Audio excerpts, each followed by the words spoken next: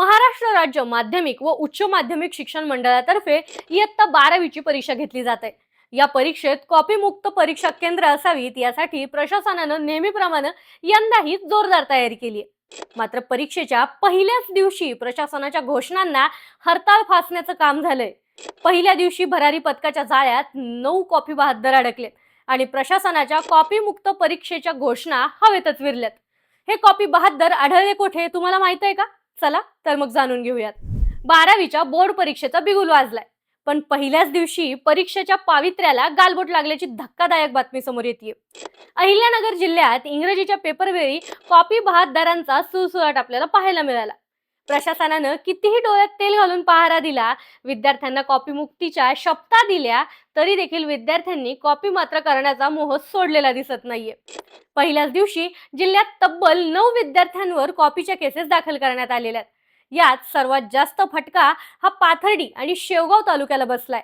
आकडेवारीवर जर एक नजर टाकली तर पाथर्डी तालुक्यात 7 आणि शेवगावमध्ये 2 अशा एकूण 9 जणांवर कारवाईचा बडगा उगारण्यात आलाय। मागील वर्षीही याच तालुक्यात जास्त कॉपी केस आढळून आल्या होत्या। आता यात पाथर्डी तालुक्यातील तनपूरवाडीच्या संत भगवानदास विद्यालयात सर्वाधिक 4 विद्यार्थी कॉपी करताना रंगेहात पकडले गेलेत, तर कोरडगाव आणि खरवंडी येथील विद्यालयांमध्ये देखील प्रत्येकी 2 आणि 1 अशी केस समोर आली आहे।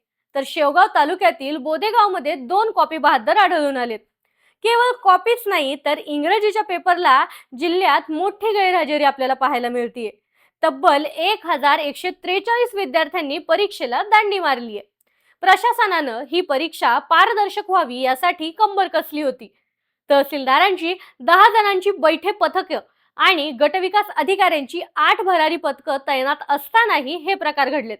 आणि विशेष म्हणजे प्रभू पिंपरी केंद्रावर डमी विद्यार्थी बसल्याची अफवा पसरली होती, ज्यामुळे पुणे बोर्डापर्यंत धावपळ उडाली होती। मात्र तपासात तिथे काहीही आढळलं नाही। पण प्रश्न हाच उरतो की भरारी पथकाच्या या चक्रव्यूहातही विद्यार्थी कॉपी करण्याचं धाडस करतातच कसं? सध्या तरी या 9 विद्यार्थ्यांवर कायदेशीर कारवाई करण्यात आली असून पुढील पेपरसाठी प्रशासन अधिक सतर्क झालंय।